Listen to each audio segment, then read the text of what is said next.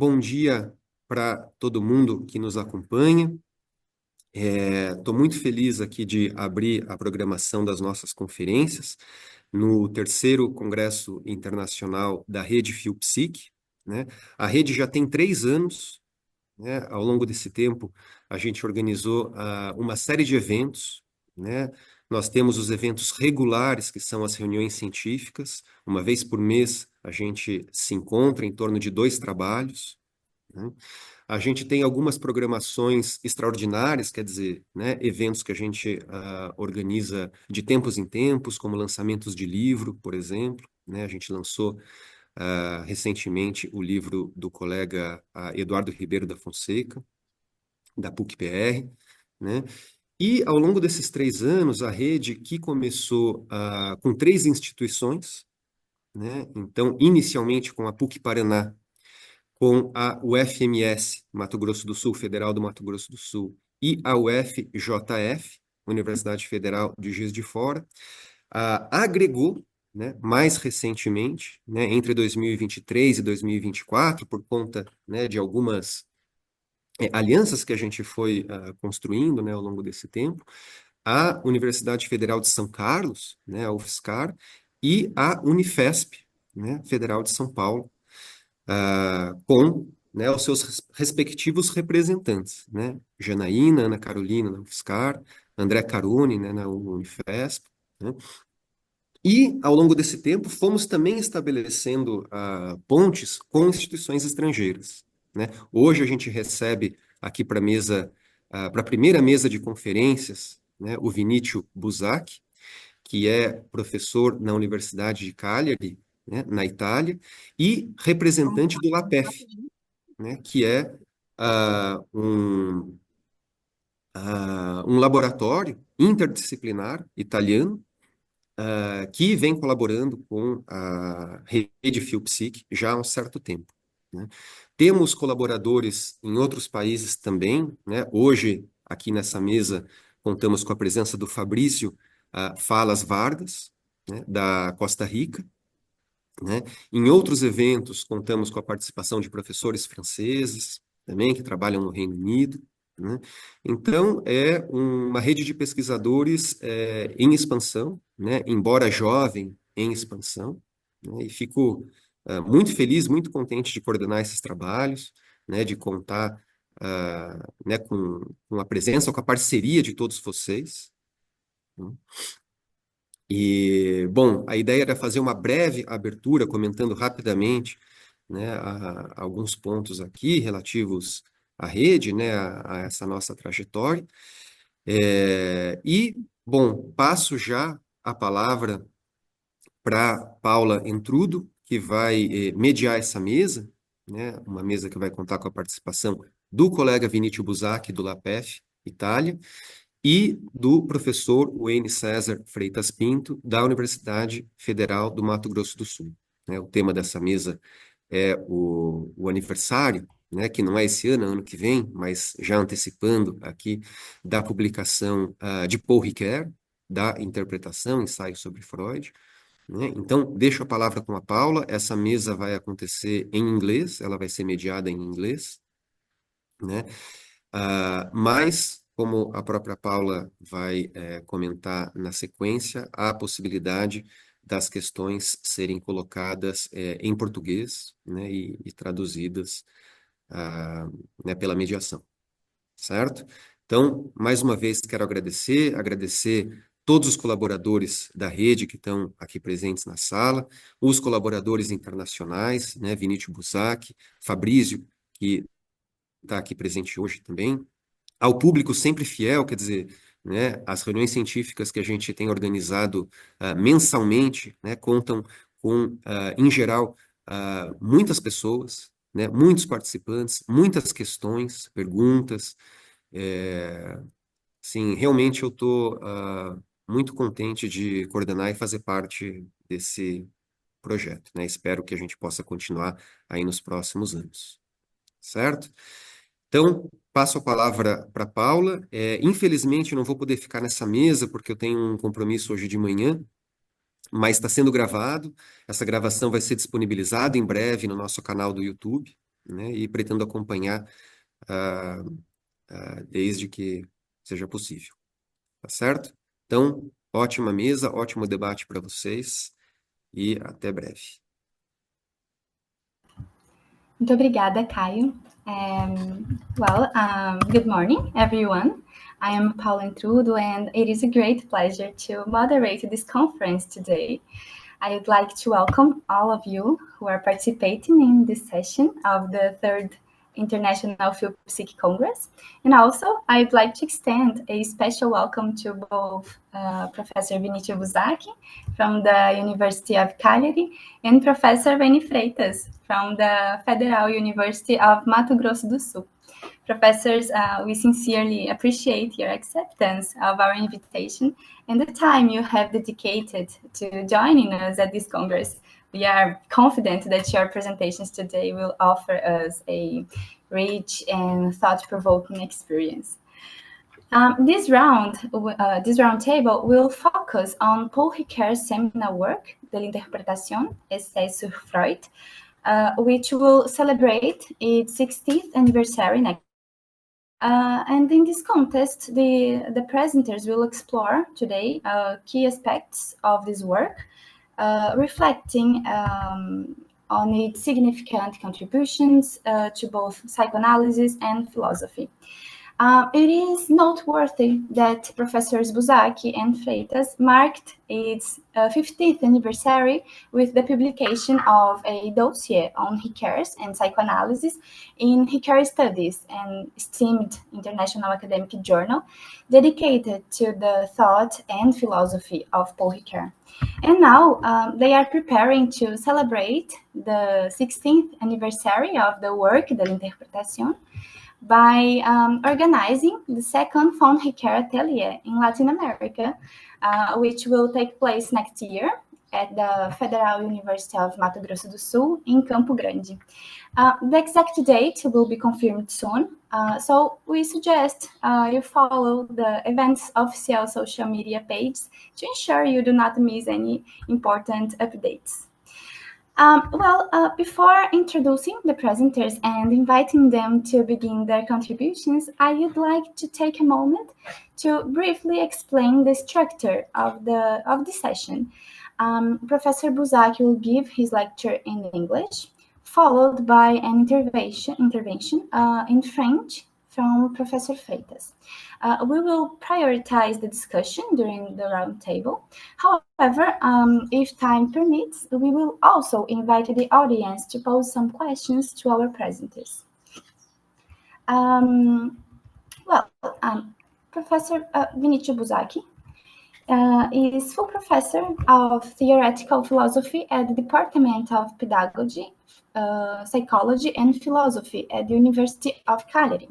He's a member of the Inter-University Research Center, Pragmatism, Construction of Knowledge and Education, President of ASUS, Academy of Human and Social Sciences in Rome, representative of the Von Ricoeur for Italy, and co-founder and co-director of the journal Critical Hermeneutics, biannual international journal of philosophy.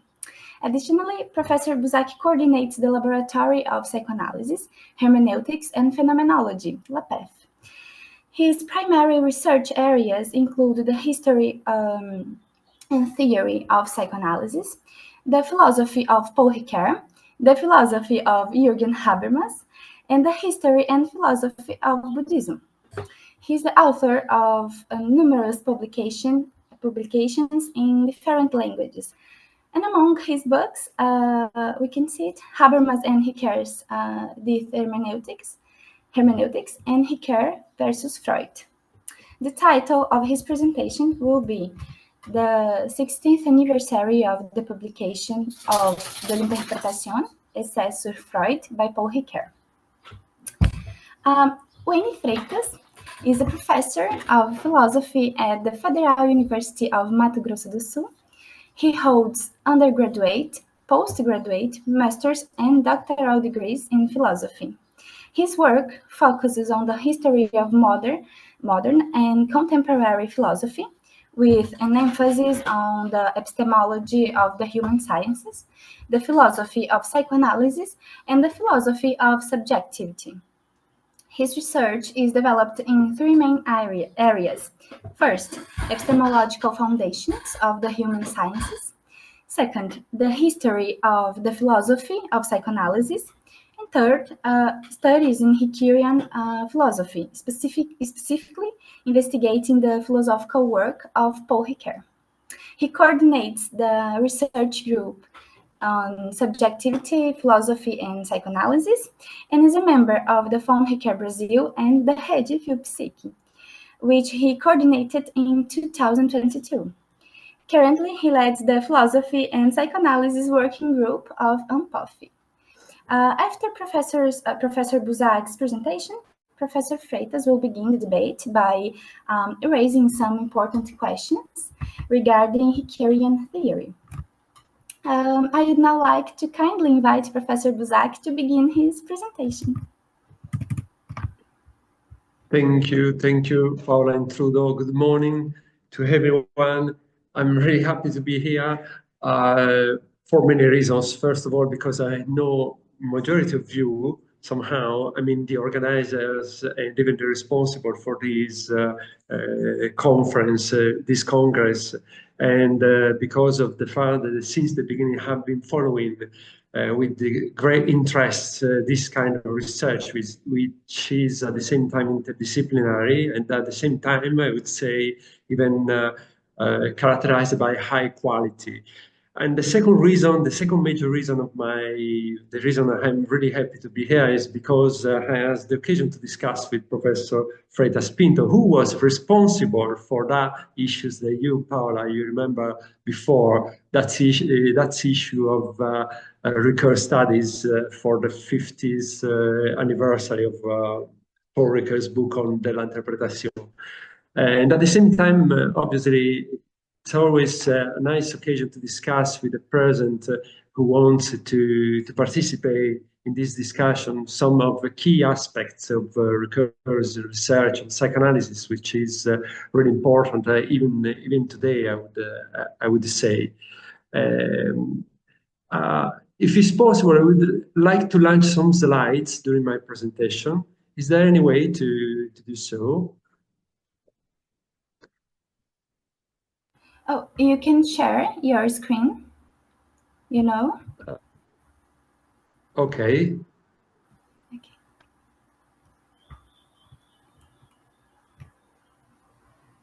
Perfect. Say this one.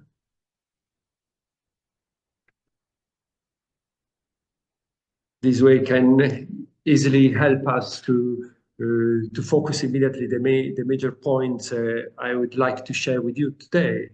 So first of all, I would say these, even if it sounds something simple, it's not so how to say, it's not so easily to recognize this point that now I would say today we can consider as a band of the limited critical perspective that was dominating for many years, for many decades, which sees the text of De la Interpretación of Ricoeur, and even with the text Les Conflits des Interprétations, the only important moments of Ricoeur's confrontation with Freud, a confrontation thought of as preceded only by the phenomenological interpretation of the unconscious, as it was developed in the first book, Le Volontaire et le Volontaire, and then simply followed by the loose articles on the epistemology of psychoanalysis, 1977, La Question de la Proof, 1978,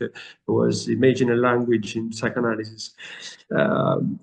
Actually, I focused my doctoral research on demonstrating the opposite, developing a detailed verification of the rule of psychoanalysis Ricoeur's philosophy at the Von Ricoeur itself.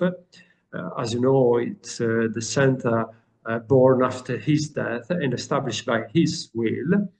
And it is precisely this center that produced the first posthumous publication of the collection of Ricoeur's psychoanalytical writings, a book, this one, écrit à conférence autour de la psychanalyse, that was published in different languages as English, Spanish, Italian, even German, and I suppose even others. This is, it's an important document for understanding the role of psychoanalysis psychoanalysis played after Ricoeur's dell'interpretazione essai su Freud, not only because he collected a series of important papers realized by Ricoeur, but because of the fact it mirrors the variety of Ricoeur research after dell'interpretazione, a kind of renewal of his research that developed new perspectives and new contents that today I would say are fully recognized. It was the essay su Freud that brought Ricoeur international fame. It appears in 1965 and Italy had a vast international echo, arousing not only the interest of philosophical and theological world, but also that of psychoanalytical and psychiatric community. In 1967, the Italian translation was published by the Italian translator Emilio Renzi, the first Italian translation of a work of Ricoeur, as well as the first foreign language translation of the dell'interpretazione. Conversely, between 1969 and 1970, the German version were published, and in 1970, the English as well as the Spanish version. But in France, this book was very, how to say, not properly accepted. I would say France was very hostile towards Ricoeur. Why? Because Lacanism dominated, and Lacan himself attacked Ricoeur harshly. Ricoeur's relationship with Lacan was particularly difficult and conflictual, if you want, as the former recounts in his book interview, La critique à la conviction, an entretien he had in 1995. This relationship began in 1960 in Bonneval, as you know. Lacan, after the death of Jean Hippolyte, he was in search of a new philosopher and believed that he had found Ricoeur, the ideal thinker, to represent and spread his doctrine in the field of philosophy. He invited him to participate in the seminars, which Ricoeur followed for a long time, while he was already engaged in a systematic study of Freud work in view of two important cycles of conferences on psychoanalysis. One in the autumn of '61 for the Yale University, the other one in 1962 at the University of Louvain, as well as a series of courses that he was doing at La Sorbonne. And in view of the realization of this essay on Freud, a new stage in his philosophical parcours, it was the publication of this work in the spring of 1965 that marked the definitive break between the two figures, Lacan and Ricoeur. The book was publicly pillared by Lacanians and by Lacan himself, and Ricoeur was seriously accused of plagiarism. For his part, Ricoeur categorically, obviously denies any influence of Lacan in his reading of Freud, and as we can read in La critique à la conviction, he declares in this regard as it follows. Probably I can read, try to read in English this passage of La critique à la conviction. I gave a lecture at Bonneval in 1960 under the auspice of Dr. Hay, which was not published until 1966, and which can be read in the conflict of interpretations. Jacques Lacan, a colleague and friend of Dr. Hay, attended this conference, which he published praised, before accompanying me back to Paris and inviting me to his seminar. This lecture contains the essence of my interpretation of Freud, which had matured during my previous teaching at the Sorbonne, my book on interpretation was therefore largely composed. It was, in any case, throughout its general line before I attended Lacan's seminar. So, as you can see, clearly defined, clearly Ricoeur himself underlines that no influence he had in writing his book.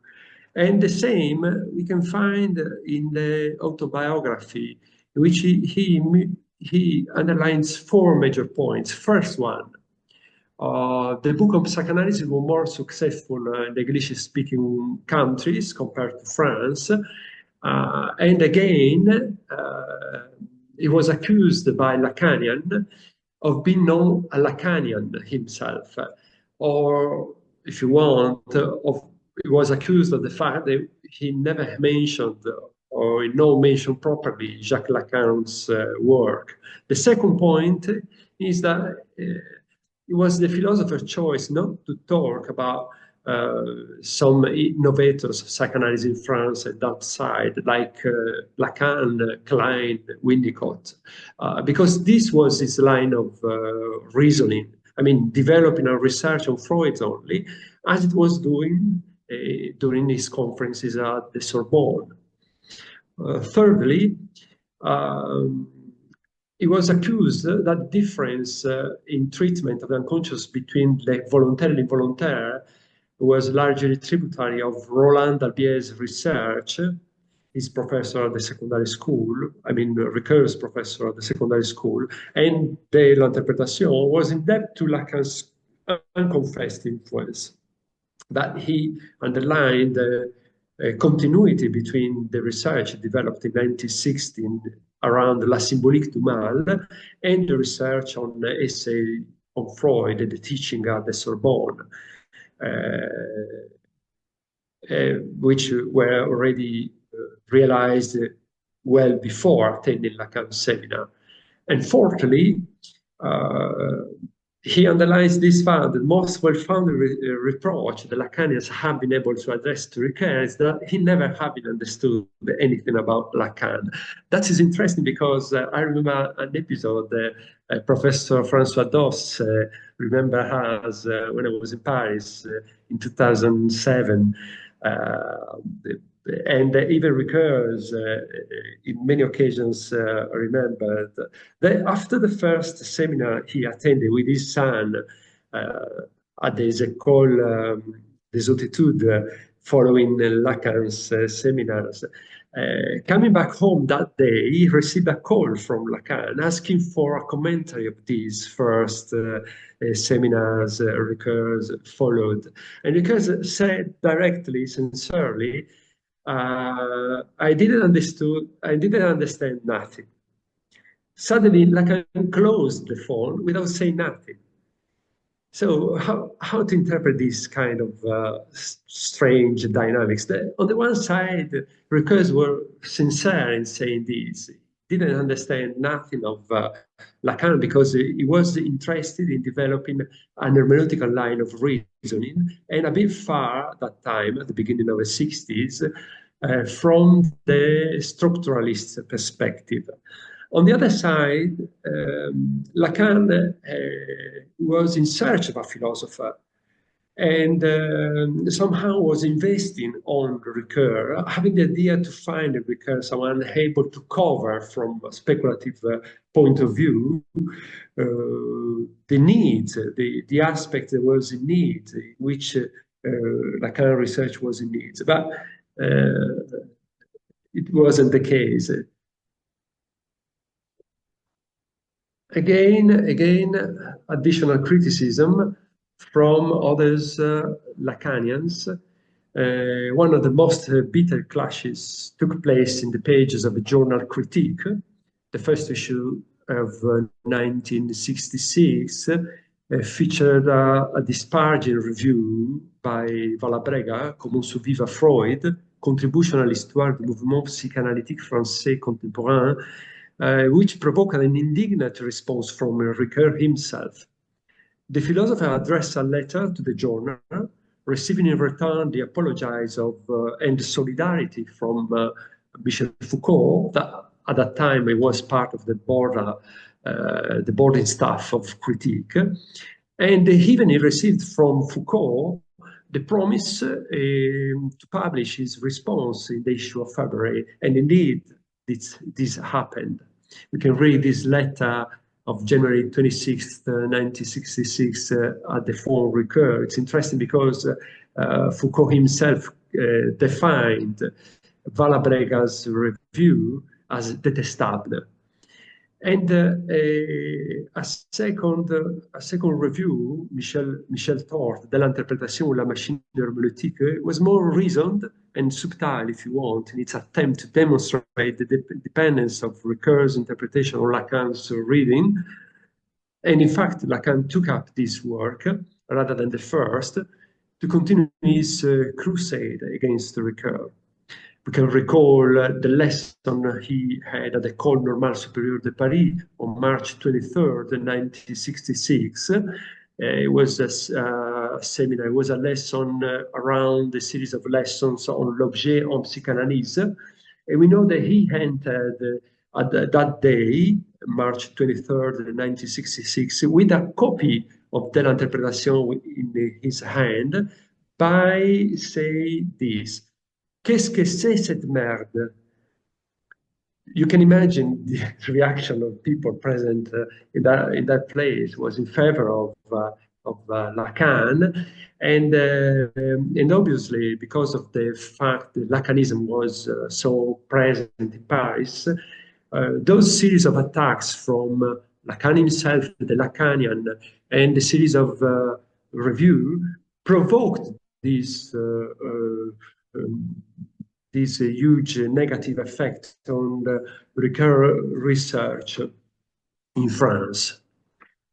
But in any case, we have to recognize that none of Ricoeur's work had enjoyed such a wide resonance and incisiveness within and outside the territories of philosophy, nor would it enjoy the following 20 years until the publication of the Temps et Récit, the trilogy that consecrated Ricoeur even in France, a nation that in its time had received the L'Interprétation in a lukewarm, if not openly hostile manner.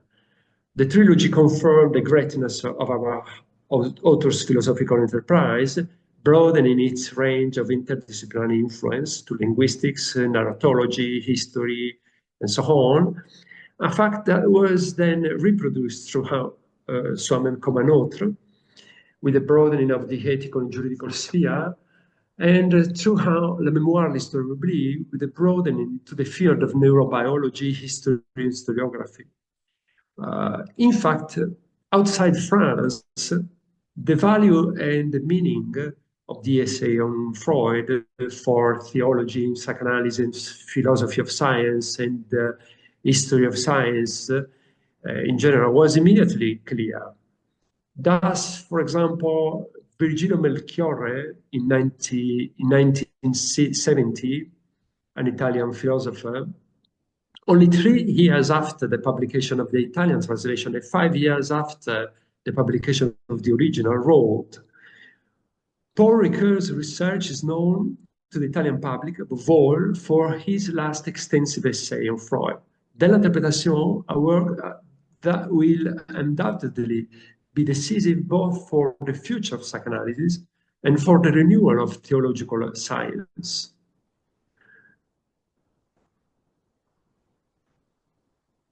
And again, Ricoeur's research is known, and again, we can see that Ricoeur's research was known at that time in Italy, above all in Italy, but I would say even in Germany and in the English language-speaking area, above all for this research on the L'Interprétation. We can find 3 major elements of interdisciplinary interest for the L'Interprétation. I would say that this kind of context, this kind of interdisciplinary interest is still actually of high importance even today. First one, less recognized, I would say, but it's absolutely important even today. But if you want, we can discuss after during the discussing section if you want. The first one is theological religious interest. For theology, Ricoeur touched in this work one point in Freud's psychoanalysis that this science perceived as one of the thorniest and most problematic, the point of Freud's reductive criticism on religion. And you can find the proof of this deep interest in Ricoeur in papers like Psychanalyse Freudienne et foi chrétienne. It was published in 1965. It was a conference realized in 1964, an interdisciplinary conference for psychoanalysts, psychologists, experts in religion, theologians, that was realized in Orgemont. And the second paper, L'athéisme de la psychanalyse freudienne, published in Concilium the year after, 1966. We can understand that one of the deepest motivation underlying Ricoeur's interest in Freud can only be revealed through this philosophical theological reading. In fact, even Ricoeur himself in the dialectical book, I mean the books, you know, De l'Interprétation has 3 books. The third one is titled Dialectique. He clearly states the problem that was at the origin of this book is the conflict within me and outside of me in contemporary culture between a hermeneutics that demystifies religion and a hermeneutics that strives to grasp again in the symbols of faith a possible interpellation. And again, in the autobiography, our author explains that it was the theme of guilt that pushed him, first of all, towards Freud. In fact, Ricoeur compares de l'interprétation to finitude et culpabilité precisely along the thematic line of the border between theology and philosophy. So we can understand that the huge success that this book had beyond France, beyond the Lacanism, was first of all because of this interest of theologians and this interest of philosophical rereading of Freud in a key that was useful for theologians in order to answer, if you want, in order to react to Freud's challenging perspective for theology, generally speaking, and for religion. A second major element of interest, largely important today, perhaps more than the first one, the previous one on theology and religion, is the interest, both disciplinary and interdisciplinary, of this book for psychoanalysis and psychiatry. As far as psychoanalysis is concerned, the essay is not only important for a general theoretical point of view. Already Michel Henry recognized that that book is l'un des meilleurs exposés de la psychanalyse dont on puisse disposer aujourd'hui. Not only for this reason, I was saying, but it is also of great importance, de l'interprétation, from a critical analytical point of view, as many psychoanalytic specialists recognize. In addition to being a philosophy of psychoanalysis, the essay is a critical study of Freud's thought and of theoretical constants dynamic psychology. If you want, it can be understood from every point of view as a theoretical critical manual for psychoanalysts. Among the first to formulate a similar judgment in the psychoanalytical field, we find Jacques Chassault, who in 1967 published a review of de l'interprétation, the very important Revue Française de Psychanalysis, Revue Française de Psychanalyse. The link between psychoanalysis, psychiatry, and philosophy was established from the very beginning. Obviously, thanks also to the configuration of the relationship in France between these disciplines. Take the case of Maurice Merleau-Ponty, or even Maurice Merleau-Ponty, because in his Phenomenology of Perception, we can find a series of scientific books. I can even say that Fenomenologia della Percepção contain more scientific books. Ah, tá. Então vou usar esse. I would even say that Fenomenologia della Percepção of Merleau-Ponty contained more books, scientific books, than philosophical books. Secondly, Jean Hippolyte, because as you know, he was immediately interested in Freud and investigating philosophical consequences of psychoanalytical perspective on the human being. Jacques Lacan and Paul Ricoeur and others. So this, how to say, interdisciplinary attitude of the studies concerning the studies of psychoanalysis was already well established in France, and today is more and more recognized and even practiced, even outside France. We can mention the case of Germany, obviously, because it was something. It happened something parallel, if you want, because already in the 60s, after the Lawrence era before, and Jürgen Habermas after, developed a philosophical and interdisciplinary research on theory and practice. I mean, on the theoretical aspect of psychoanalysis as well as on the clinical aspect, developing a new hermeneutical perspective. And even in the Anglo-Saxon world, thanks above all to Ricoeur and Habermas, we find we had important psychoanalysts like Roy Schaffer or even Donald Spence that tried to reconsider metapsychology and reconsider psychoanalysis by using hermeneutics as a key perspective, both for theoretical issues concerning Freud's interpretation of psychic life and clinical issues concerning the therapy and the practice. Now we are living in an epoch in which both philosophers and psychoanalysts are always in search of intertwined collaboration. And the example of this conference is clear, as well as we have a case in Italy, the case of the réseau of Phil, Psi, CH, and the LaPEF are two cases, in my opinion, really interesting this way to prove that this line of an intertwined interest between philosophy and psychoanalysis on hermeneutics mirrors somehow Ricoeur's, as well as others philosophers like Habermas' interest in deepening in a philosophical way, generally speaking, in a theoretical way, deepening the discoveries of Freud, and provided a clear demonstration of actuality of hermeneutical research, above all of Ricoeur's research on hermeneutics.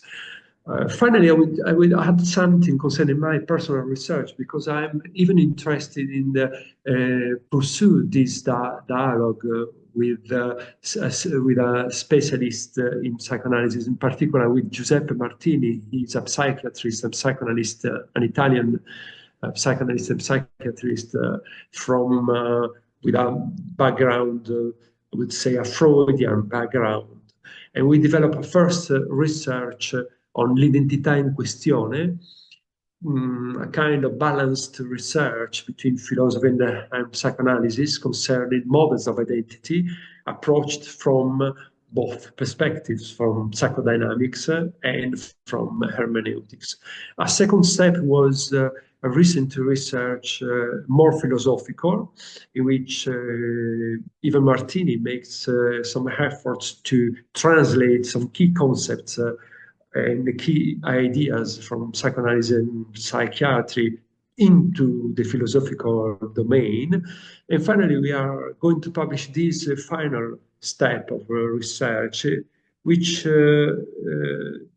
it's up to me, the major efforts to go towards the direction of the interest of research of psychoanalysis and psychiatry, because this third book is above all, I would say, 80% research of psychoanalysis and psychiatry, in which philosophy provides some key aspects, some theoretical aspects, but above all, in a context of a scientific research. So that means useful for psychoanalysts and psychiatrists. And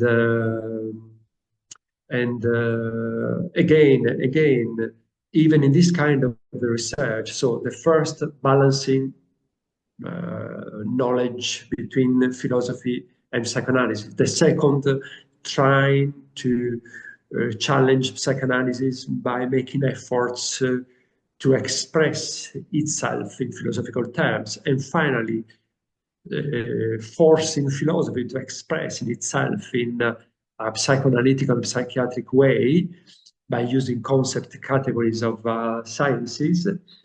Again, this kind of research mirrors the centrality of Ricoeur lessons, because behind there is, again, there is hermeneutics, and above all, Ricoeur's hermeneutics. Finally, as you know, I just put here in these slides a series of simple examples just to document some key books in my view.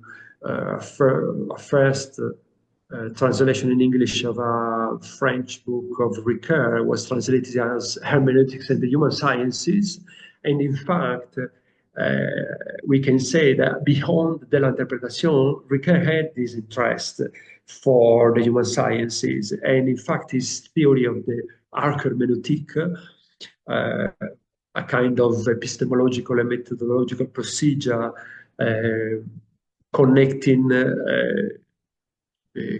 the mechanism of explanation with the mechanism of description and interpretation under an hermeneutical movement, was conceived as a kind of instrument for the human sciences, for history, sociology, and the human sciences in general.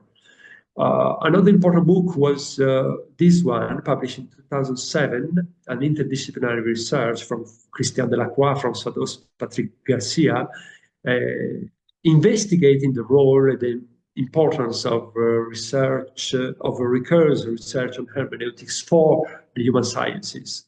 Others book like Adolf Grunbaum was published in the 1980s, was epistemological or philosophical research of the foundation of psychoanalysis, focused on Freud's psychoanalysis. But as you know, in the long introduction, he mentioned the Ricoeur, consecrating a long paragraph against Ricoeur as well as against Habermas, criticizing the way of an hermeneutic interpretation of the possibility of productivity of an hermeneutical interpretation of psychoanalysis.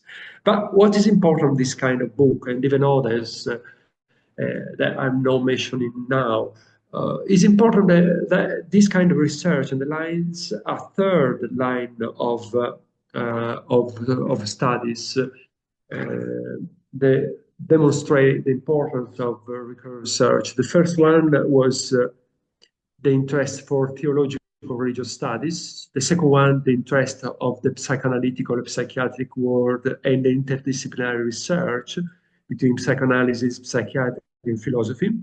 The third one is this one, in the epistemological interest.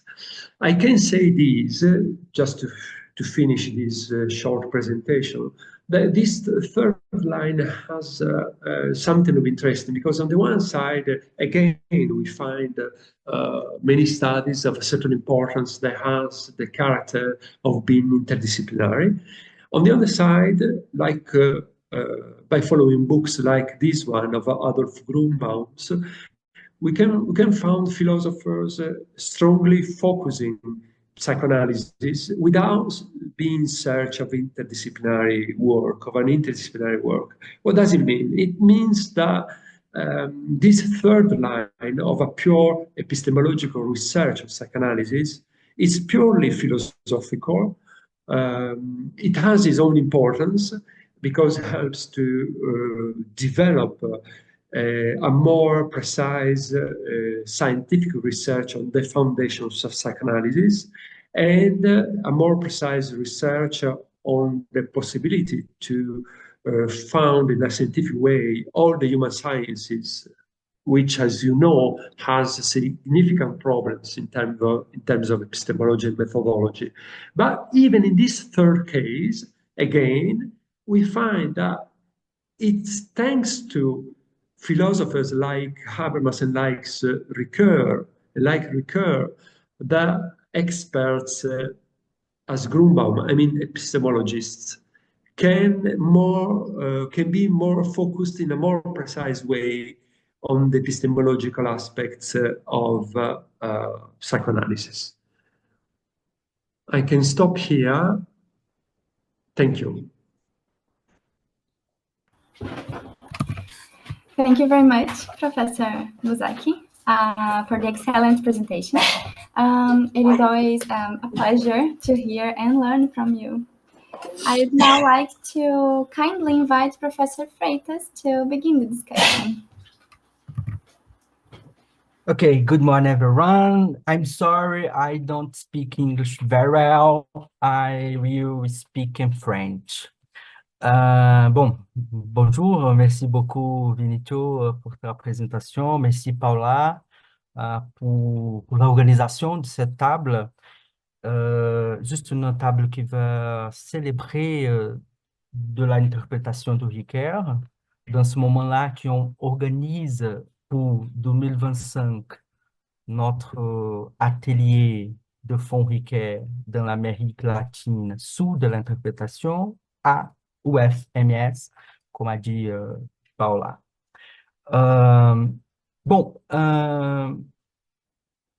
Je pense que si tu es d'accord, Paula, si vous êtes d'accord, je préparais 3 petites questions sur la présentation du Vinicio.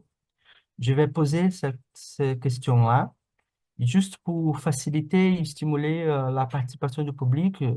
Je peux mettre la question en français et après, je fais un petit résumé sur des questions pour faire la participação do público em português. Eu estou propondo à Paula que eu vou fazer 3 questões a respeito da apresentação do Vinícius para discutir com ele e vou fazer pequenos resumos dessas questões para facilitar a participação do público, uma vez que o público também vai poder interagir e a Paula, enfim, vai traduzir as questões ao Vinícius. Ok assim, Paula? Tudo bem? Claro, tudo bem. Uhum. Ok.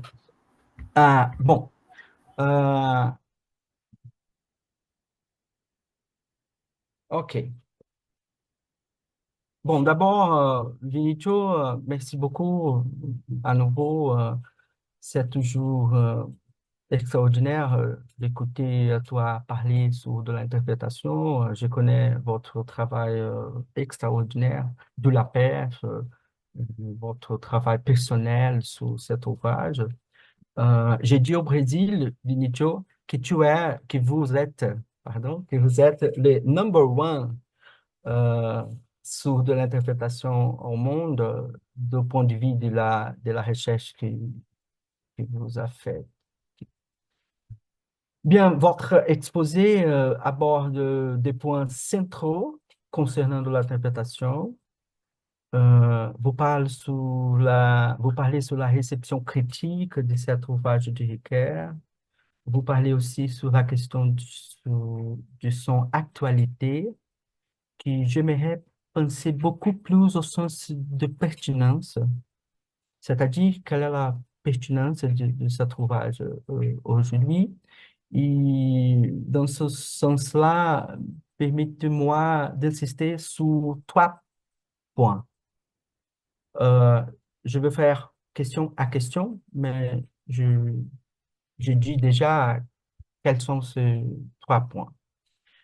Le premier point, il s'agit sur la question de la pertinence de l'actualité. C'est sur ça que je veux demander. Le deuxième point, il sera sur la question que j'appelle affaire Ricoeur-Lacan, comme vous avez présenté. Et le troisième et dernier point, euh, je voudrais revenir sur la question de l'interdisciplinarité, de la question théologique religieuse, sur la question psychiatrique, psychanalytique de cet ouvrage-là. Bom, então eu disse ao Vinícius que a exposição dele aborda os pontos centrais da interpretação, ele fala sobre a recepção crítica dessa obra, ele fala sobre a sua atualidade, e eu gostaria de fazer a ele três questões da nossa discussão. Uma questão vai ser sobre a atualidade ou relevância da interpretação, a outra questão vai ser sobre a relação entre Ricoeur e Lacan, uma relação bastante tensa, e uma última questão sobre a interdisciplinaridade das pesquisas, o interesse que essa obra causa no campo da psicanálise e da psiquiatria, e também no campo da teologia e do religioso. Então, eu vou fazer questão a questão. Passo à première question. Vinicio, vous dites qu'aujourd'hui, la perspective limitée des premières critiques de l'interprétation a été dépassée et que ce texte de Ricoeur n'était pas seulement un moment important dans les dialogues de Ricoeur avec Freud, ou seulement une interprétation phénoménologique sur l'inconscient, suivie de quelques articles sur le sujet. Voilà. Je suis d'accord avec ça, bien sûr. Cependant, j'ai pensé dernièrement que même si nous concevons de l'interprétation comme un moment dans l'œuvre de Ricoeur, ça ne fait pas problème. C'est-à-dire, je veux dire par là que, comme toute œuvre, il y a certainement des éléments dépassés dans de l'interprétation. Voilà. Puisque c'est une œuvre dont fêtera les 60 ans en 2025, quoi. Mais il y a une sorte d'autonomie de texte qui nous permet de penser son actualité et sa pertinence indépendamment de sa position de l'œuvre de Ricoeur, ou même indépendamment de ce que Ricoeur lui-même a dit sur cette œuvre. Dans ce cas-là, quels sont, selon vous, les éléments centraux de la pertinence de l'interprétation aujourd'hui? Em português, um petit résumé, Vinicio, excuse-moi. Bom, então eu disse ao Vinícius que né, ele defendeu na apresentação que ele fez que a obra do Ricoeur teve uma recepção crítica bastante limitada, e que essa recepção mais limitada da obra do Ricoeur é ultrapassada, segundo ele, e que então essa obra não é só um momento, o da interpretação não é só um momento da obra do Ricoeur, é uma interpretação fenomenológica do inconsciente, seguida de alguns artigos que o Ricoeur tenha escrito. Eu disse a ele que ultimamente eu tenho pensado que não tem problema se a gente concebeu da interpretação como um momento na obra do Ricoeur, ou como uma interpretação fenomenológica. E eu vejo que não tem problema, porque de fato é uma obra que a gente vai comemorar 60 anos, então seguramente há questões e elementos ultrapassados nessa obra, né? Então, nesse sentido, pouco importa mesmo o que o Ricoeur diz da obra, né? Então, eu tenho pensado que há uma espécie de autonomia dessa obra que nos permite pensar melhor a atualidade e sua pertinência, né? E aí, nesse sentido, eu pergunto ao Vinícius quais são os elementos centrais que ele nos diria a respeito da atualidade ou da pertinência dessa obra nos dias de hoje. C'est à vous, Vinícius. Merci. Thank you, Professor Weiny. Thank you for this question. It's not easy to answer shortly because it's a very important question, and at the same time it's a complex question. But in short, I would say this. I do agree with you, first of all, that there is a kind of autonomy of the l'interprétation compared to the series of following books we find in Ricoeur research. I would say that on the one side, just to say something specifically on Ricoeur research, that it is true that this work was part of a moment of Ricoeur's development in his own parcours, in which he developed this idea of identity as a kind of hermeneutical process. And as we know, 20 years after, 30 years after, around the period in which he realized the soi-même comme un autre, he changed his idea by developing this concept of narrative identity, homme capable, the view of a new specific view of the human being, which wasn't rooted in this idea of identity as a hermeneutical process, but has identity as capacity, homme capable. But at the same time, it is true, on the other side, that within Ricoeur research, we find always, at each step, at each subsequent step, the presence in a way or in another, I mean, by the many ways of psychoanalysis. That's reveal the autonomy of this book, the specific case of a book which is independent from Ricoeur's work, and thirdly, the presence of the consequences of this research in Ricoeur's own research. But coming back to the specific point of your question, in which stay the actuality of dell'interpretation for today, I would say that the actuality can be found at 3 different levels. First one, by considering the fact that what he says around the maître du soupçon, it's a lesson that has to do even today with our situation. I mean, you know, before the discoveries of the unconscious from Freud, before Nietzsche and Marx's research on the human being, we still had this idea at the end of the 90s, at the beginning of the 20s, that this Cartesian idea, the access of consciousness, was direct. I mean, human reflection, human intelligence, human being, generally speaking, can have an immediate knowledge of himself, herself.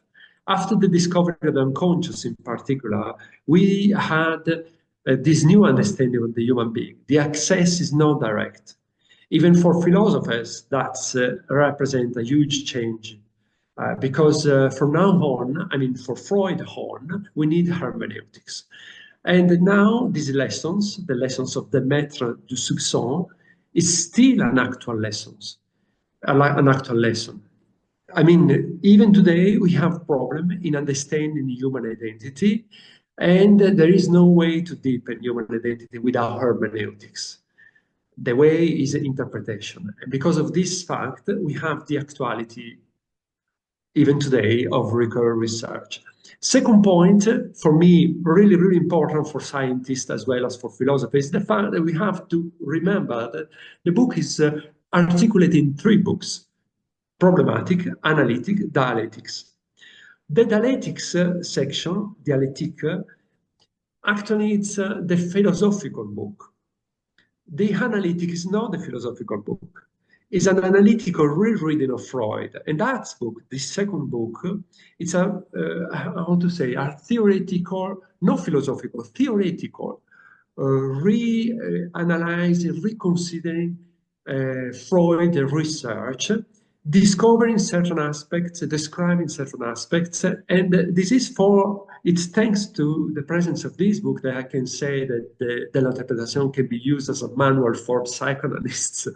Because of the fact, even today, the psychoanalyst needs to deepen theory.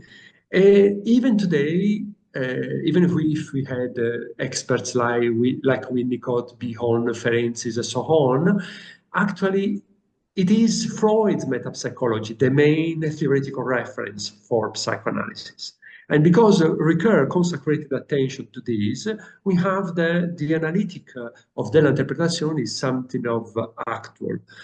Why? Because it's something of actual. Because we are still having psychoanalysts, students that are becoming psychoanalysts and needs to have a manual. No, not only for this. It is even because the fact that even today, psychoanalysis is still having problem at a theoretical level concerning methodology, concerning the foundation, theoretical foundation of his view, concerning some, if you want, theoretical implications of certain aspects of the functioning of the therapy, concerning the dimension of representation in the inner life, concerning the functioning of unconscious in himself, concerning the relation between affectivity and drives, affectivity in the personal dimensions, concerning the dialectics between psychoanalysis and other kinds of psychology, like cognitive psychology, for example, which is strongly challenging psychoanalysis by saying that this Freud construction is something that needs to be abandoned for a different view, and so on. Finally, a third point of the actuality, concerning the actuality of dell'interpretazione, has to do with one of the major, as you said me in a previous occasion we had of a personal conversation, of the importance of psychoanalysis for deepening the epistemological and methodological question of human sciences as a whole. I mean, because even today, history, sociology, psychology are still reflecting around the foundation of their own functioning. Somehow, psychoanalysis and Ricoeur's rereading of psychoanalysis offered a really, really interesting perspective, and even useful perspective. Why? Because Ricoeur recognized, as we know, the Freud realized a kind of hybrid scientific creature, if you want. On the one side, having this discourse of interpretation, and on the other side, having this discourse concerning biology, concerning mechanism, concerning the functioning at a physiological level. How to combine those elements represent a theoretical challenge, but at the same time, Ricoeur's reveal the productivity of Freud's solution to have this doubled methodology. On the one side, the analyst works at this level, at the level of the energy, by interpreting, by by transforming the projection of affectivity during the therapeutic relation, and on the other side is articulating the sense, articulating interpretation. That means, in Ricoeur's view, the psychoanalysis provides a doubled methodology, which is on the one side explanatory, and on the other is hermeneutical. And he believes that this double view can function even for history and for sociology and for the human sciences in general, because the efforts to create a model for history, for example, which is only centered on comprehension or understanding rather than explanation, it doesn't function properly. We need a kind of procedure that can be able to properly balance the needs for objectivity of knowledge and subjective aspects of knowledge concerning interpretation and concerning the specific case which are the object of interpretation. So for those three reasons, I would say there is this actuality of Ricoeur works on dell'interprétation. Merci, merci, Vinicio. Est-ce que vous êtes d'accord si on peut rassembler ces trois points? On peut dire que la pertinence de l'interprétation é toujours metodologique ou epistemologique? Eu pergunto para ele se ele é de acordo, se a gente pode reunir esses três pontos de atualidade que ele apresentou, afirmando que o da interpretação tem, sobretudo, importância metodológica e epistemológica. Professor Weiny, yes, I would say you're right, absolutely right. I do agree 90%. For the 10%, I would say, for those who are interested in deepening the understanding of the human being, I mean, the hermeneutics of the human being, there is an additional need to pass through our recursive lesson. But anyway, you're right. 90% right, I would say. Ok, merci. On passe à la deuxième question. C'est sur l'affaire entre Ricoeur versus Lacan. Vous avez montré la question, c'est une question très importante. Lacan a impacté la réception de l'interprétation en France du jour. Selon vous, quelle est la, la ou les différences la plus marquante entre les positions de Ricoeur et de Lacan? Voilà. Je demande ça parce que toujours il y a plusieurs manières d'aborder l'affaire Ricoeur-Lacan, mais je pense toujours de la forme conceptuelle de la discussion, pas des questions personnelles, des questions politiques, institutionnelles, voilà. Par rapport à la question conceptuelle, quelles sont les différences les plus fondamentales entre Ricoeur e Lacan? Eu digo, então, ao professor Vinícius que há um problema sério na relação Ricoeur-Lacan, esse problema, com frequência, pensado muito do ponto de vista político institucional, né? Ele apresentou alguns elementos disso, Ricoeur foi acusado, Lacan não gostava, a importância da recepção lacaniana é importante na recusa que esse livro teve na França, etc. Mas eu queria pensar o problema do ponto de vista conceitual, quais são as diferenças conceituais mais flagrantes entre Ricoeur e Lacan. C'est à vous, Vinicio. Thank you. Thank you for this second question, which is another important and not easy question.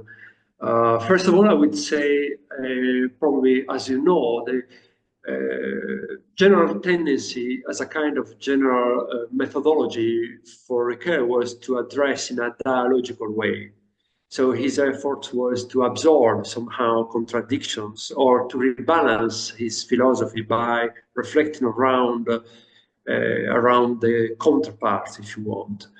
In any case, I do agree with what says François Dosset, that Ricoeur wasn't a philosopher of mediation.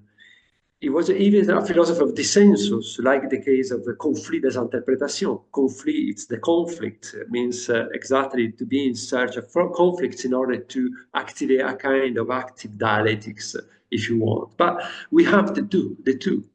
The efforts from Ricoeur to try to understand Lacan lesson, and the efforts of Ricoeur to remodulate, rethink his own research. A kind of example of this can be found in the Conflit des Interprétations, that essay that was published in 1969, 4 years after the L'Interprétation, in which there is a huge chapter, a huge section consecrated to structuralism, which was the main theoretical reference for Lacan. As you know, he started studies in the 50s, the Saussure theory of language. And it is even true that the paper, for who wants to deepen a bit more, to find a bit more some elements to demonstrate the efforts of Ricoeur to reconsider Lacan lessons, is Image and Language in Psychoanalysis. It's a paper, short but dense paper, in which he thematized the function of language. And again, within the L'Interprétation, we find this kind of reading by speaking on quasi-language dimension of psychic function. Anyway, beyond those aspects, I mean, the fact that effectively Ricoeur essays to make this effort to absorb a structuralist lesson, there is a huge dissensus on the main points. Even recently, in the series of papers collected by the Paul Ricoeur, the fourth volume on hermeneutics, there are a series of conferences he realized in Italy that were published in 2006, and then now we have even the French. We find the Paul Ricoeur, the French version, and now is available. They are available in French. He described two major shocking moments of his studies. The first one was the discovery of Freud's psychoanalysis. I mean, the discovery of the deep implication of Freud's lesson concerning the human being, concerning the challenging aspects of theology, and so on. And the second shocking event was the discovery of structuralism, by starting studying the structuralism. Why? I would like to deepen this point because it is here the major elements of dissent between Ricoeur and Lacan. Because in the measure, because of the fact that Lacan was was deeply connected to the structuralist lesson, we have to find within structuralism the major difference. And as you know, the key slogan view of structuralism was death of the human being, because the identity or the person is structured as a language. And that was a major discovery for structuralists, starting with Lévi-Strauss research at the beginning of 60s, 1963. Triste Tropique was published in 1963. And because behind there is this idea that the subjective experiences and even the idea that the human being to become a person has to pass through some steps. That means that we are born as individual, but to become a person is a process, was abandoned by structuralist view, by saying that the subjective experience has a secondary role. Obviously, it was recognized as a singular individual, but not for the understanding of the human being. And in which this represents a huge, shocking theoretical position for Ricoeur, because this position is equal to deny the historicity of the human being, the historical and cultural dimension of the human being, which is a key point, a key aspect to have the hermeneutical perspective.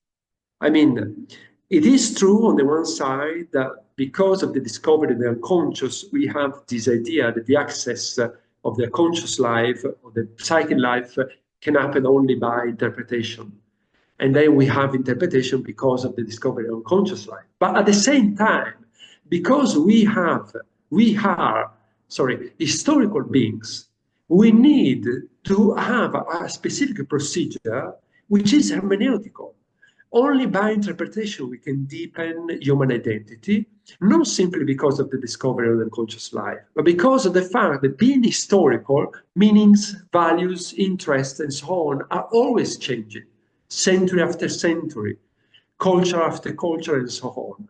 That represents the major variation, because without this idea of historical and cultural root of human beings, where is the need for hermeneutics? Thanks, Vinicio.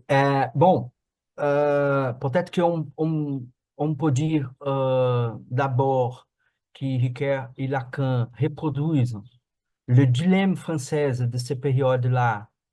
D'un côté, l'exstructuralisme, d'autre côté, bon, je vais appeler du ontologisme, voilà, les rapports entre structure et ontologie. Mais ça ne passe pas simplement comme ça, parce qu'il y a chez Ricoeur quelque chose aussi de structuralisme. Vous avez mentionné le livre 2, par exemple, c'est un livre structuraliste. Mais voilà, c'est du point de vue de la méthodologie du structuralisme, c'est pas du point de vue anthropologique, voilà.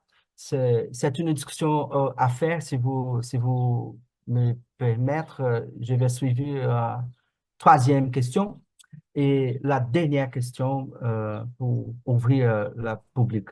Eu digo ao Vinícius que, bom, talvez o Ricoeur e o Lacan reproduzam esse dilema francês do período, estrutura e ontologia, mas eu digo também que isso não é tão simples no caso do Ricoeur, porque há também um estruturalismo no Ricoeur. Então, não dá para simplesmente dizer que o Ricoeur representa uma concepção ontológica e que seria, então, uma discussão a avançar. Pour finir, terceira questão. Vinicio, la troisième et dernière question. Vous avez parlé de deux grands intérêts généraux de ce qui concerne de l'interprétation, l'intérêt théologique religieux et l'intérêt psychanalytique et psychiatrique. Voilà. Du point de vue de l'intérêt théologique religieux, pensez-vous que la lecture de Ricoeur de la psychanalyse de la religion soit convaincante si on l'oppose à la position freudienne elle-même sur la question de la religion? Voilà. Et du point de vue de la recherche interdisciplinaire, psychanalyse, psychiatrie et philosophie, quelles sont selon vous les grandes tendances actuelles? En d'autres termes, quelle est l'orientation de ces recherches? Merci. Pardon, sur la deuxième question, est-ce que vous pouvez répéter là? OK. Sur la deuxième question, c'est sur la question de la recherche interdisciplinaire. Que pensez-vous, quelle est l'orientation de ces recherches? Quelles sont les tendances actuelles, les tendances principaux? Okay, thank you. So thank you for those two questions concerning theology and theology, religion, and psychoanalysis. I'm not able to offer an objective evaluation because I believe that this is connected to sensitivity, the interests the interpreters can have. I can simply say that after recursive reading of Freud, we had an incredible amount of publication and even doctoral theses and works of research, academic research by theologian or philosopher interested in moral aspects and so on, that re-elaborate psychoanalysis in a more acceptable perspective for theology. And then I would say that even today, Ricoeur plays still a very, very important role. Beyond this point, I'm not really sure that psychoanalysis can be, generally speaking, considered as a kind of direct attack against religion or against theology, generally speaking. It was a useful therapy, if you want, critical therapy for dogmatic theology or dogmatic view concerning the human being, and played an incredible central role during the 20s. Really, really important. After Freud, everything has changed in the cultural debate everywhere in the world after Freud. And that was absolutely useful even for philosophical research bound to religion and theology in general. Today, what is happening is that we can mirror such a variety of perspective in psychoanalysis and such a conflicts between perspective in psychoanalysis that even psychoanalysis of Freud has a secondary role, if you want. And that is something that really changed and played a new and then Freud played a new role today, more historical. I mean, in the sense of history of psychoanalysis than actual, if you want. And this point has a reflection even for this debate concerning religion and theology. But perhaps among the people here, there are others that has different ideas. We can discuss this point. Concerning the second aspect, even this, Professor Weiny, is a difficult question because at the international level, the reception and the uses of psychoanalysis is not uniform. You can find a certain percentage of use of psychoanalysis in France, Spain, Italy even. The Americas, Brazil, it's a great case, as well as Argentina. But in other countries, psychoanalysis, generally speaking, is losing terrain because of different kind of therapy, psychotherapies, because of different approaches, and then because of this variety, we must consider the variation even in terms of the consequences of the usefulness of this research for psychoanalysis.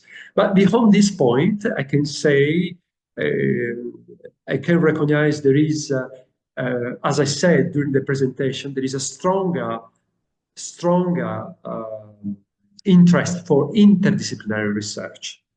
More than 20 years ago, 30 years ago, more than 20 years ago, today, even psychoanalysts are more and more in search of interdisciplinary dialogue, interdisciplinary research. And that is something that has its own particular value and its own particular importance, first.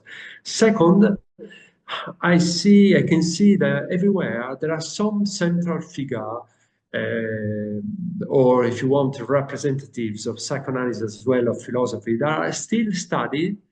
And this demonstrated that there is an interest to deepen the classical researchers. And then we find a group of research around Freud, group of research around Jung, around Winnicott, around Bihon, around Ferenczi, and so on, as well as for philosophers, group around Lacan, obviously, even around Lacan. And even experts that has interests more and more on Habermas, more and more on Ricoeur, and so on. And thirdly, and perhaps in my view, it can be considered as a more promising line, we can find some groups that are interested in intertwining research concerning psychoanalysis with research concerning cognitive psychology. Cognitive psychology. For example, in the United States, there are a certain number of studies. For example, one of Vilma Bucci. She's an analyst of New York, an expert on cognitive psychology. And she is trying to intertwine some theoretical content from cognitive psychology together with elements of psychoanalysis. This is useful in my view because this time is the time of cognitive sciences instead of saying time for psychoanalysis. Ok, merci. Merci à vous, Vinicio. Paula? Thank you very much, Professors Busacchi and Freitas, for the thought-provoking debate. We'll still have a few minutes, so if the audience would like to pose one or two brief questions, I would be pleased to invite our presenters to respond. These questions can be asked in English, French, or Portuguese, but for questions in Portuguese, I kindly ask that you write them in the chat so that we can translate them for our presenters.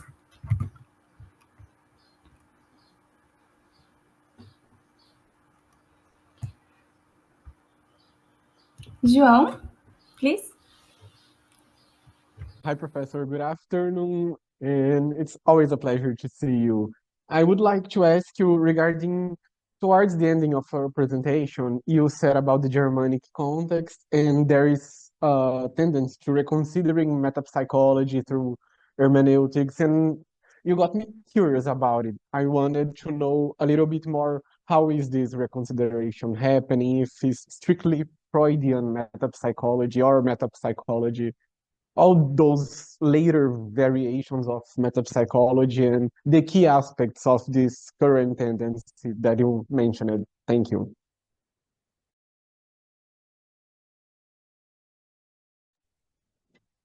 Thank you for this question. As you know, metapsychology is still playing a central role in the common debates and philosophical research on concerning psychoanalysis, and we don't have time. We didn't have time before to deepen a bit more, but effectively, as you probably know, those kind of models, Donald Spencer, Roy Schaffer's models, which are classified as hermeneutical, were a kind of denial of metapsychology,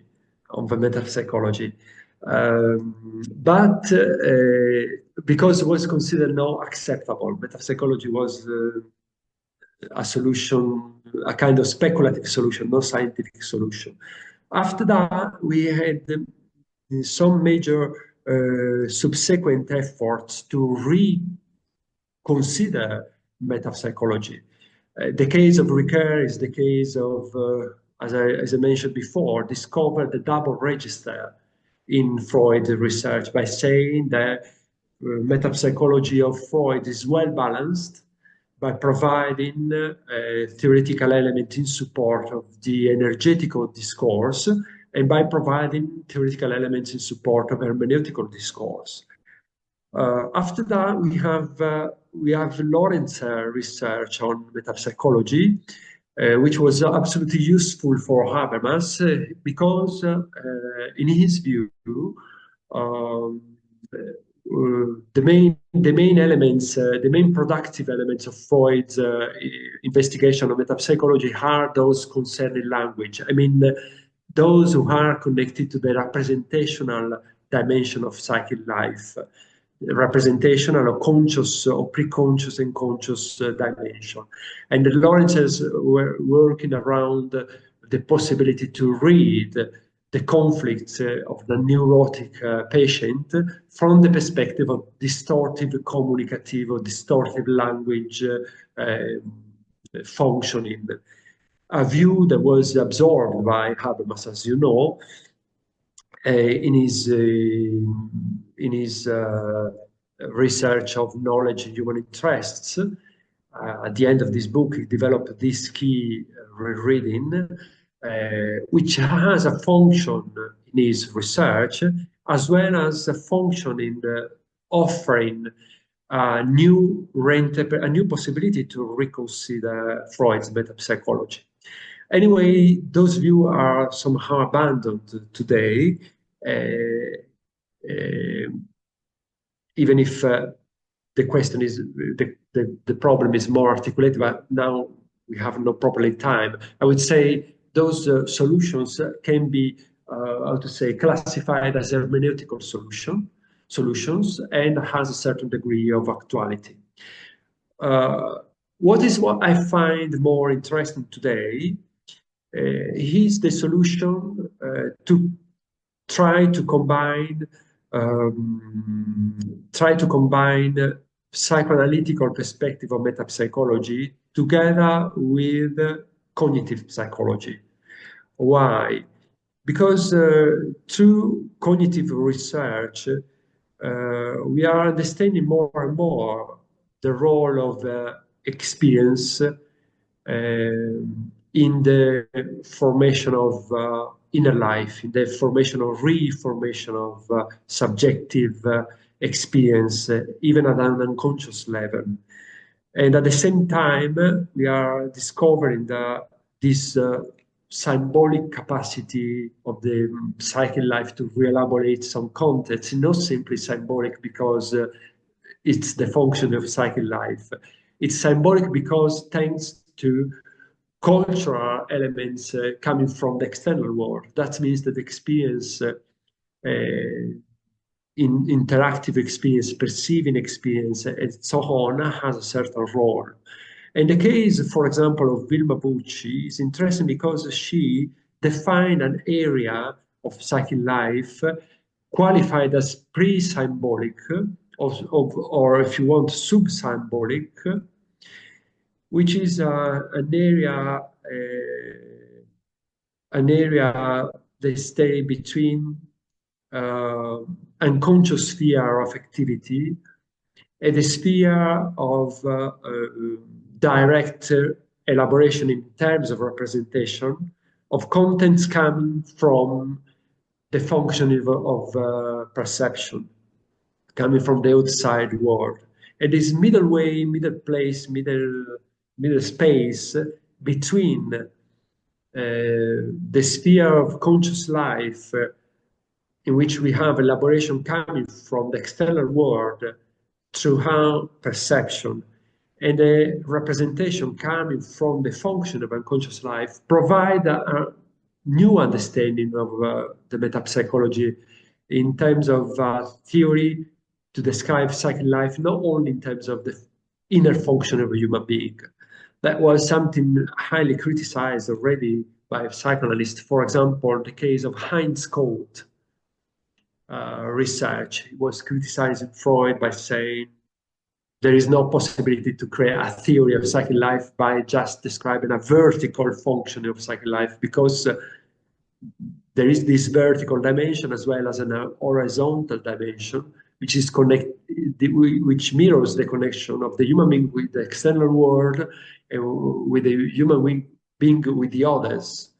So by combining cognitive psychology together with this hermeneutical approach, we can have this space around the idea of representation that can better provide a clear understanding of function of mental life without polarizing the question of representation too much on the side of pulses or drives, or conversely too much on the dimension of this no well-defined sphere of representations, ideas, concepts, and so on.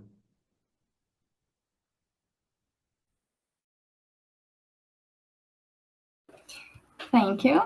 I also have a question. So it is a simple question, I think.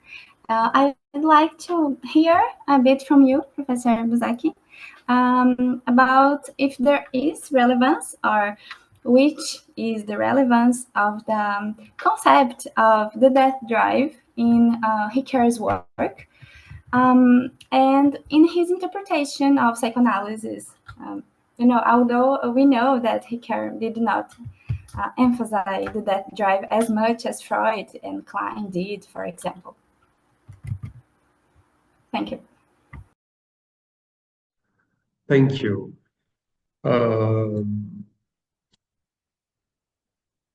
So first point is the fact that who want to deepen this theme in Ricoeur has to consider that the major attention was provided into de l'interprétation essai sur Freud. And in that book, the major interest of Ricoeur was to provide a rereading in a philosophical as well as in a theoretical way of Freud research. So effectively, there are references to death drives, in which, in my view, is clear the efforts of Ricoeur to respect Freud's view.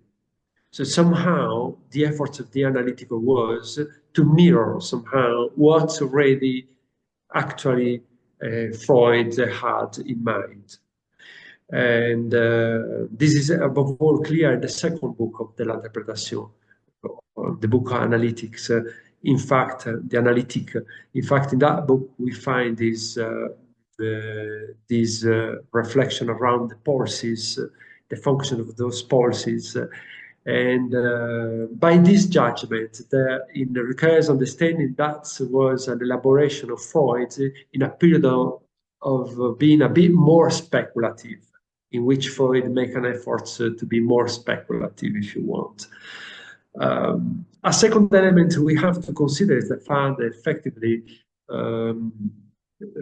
somehow existential questions and the spiritual questions had a certain importance in Ricoeur research, because two of his major masters, Gabriel Marcel as well as Karl Jaspers, developed a philosophy that thematized the question of death. And then it should be interesting to deepen a bit more the possibility to combine somehow the problem of death drives with the philosophy concerning death, and somehow death drives from the existential point of view. I would say there is no clear a clear line of interpretation in the l'interprétation, but it is true that probably behind his dialectics between regressive or archaeological hermeneutics and theological hermeneutics, there is this reflection.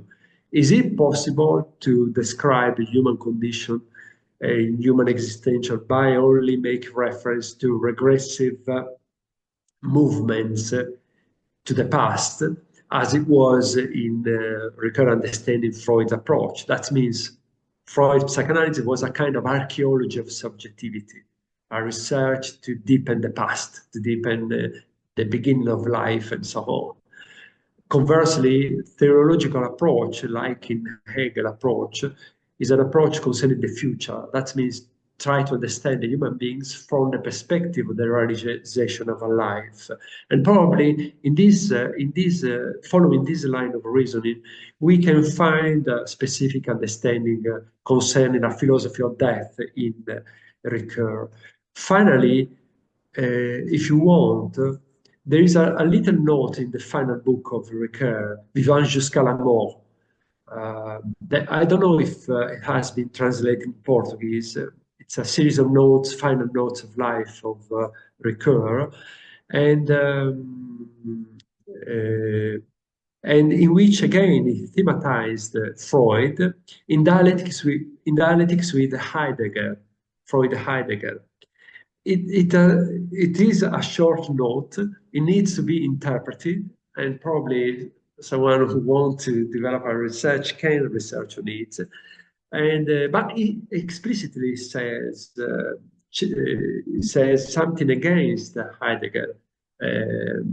As you know, Heidegger had this idea, être pour la mort, the choice of life for death in the heroic sense, if you want. And the answer of Ricoeur was être contre la mort, vivant contre la mort, vivant jusqu'à la mort, contre la mort. It means that somehow, in a philosophical way,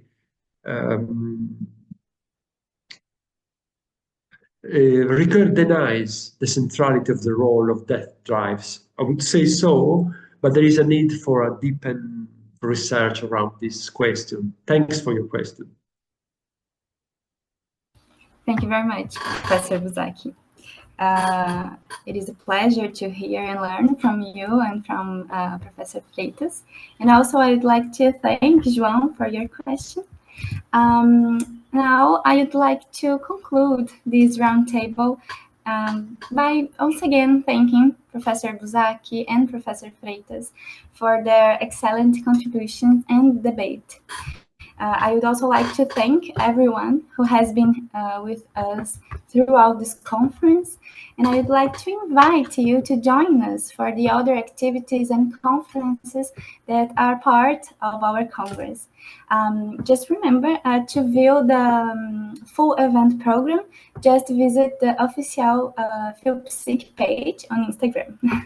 Thank you, everyone. Ciao. Merci, Vinicio. Abbraccio. Merci. Merci. Thank you.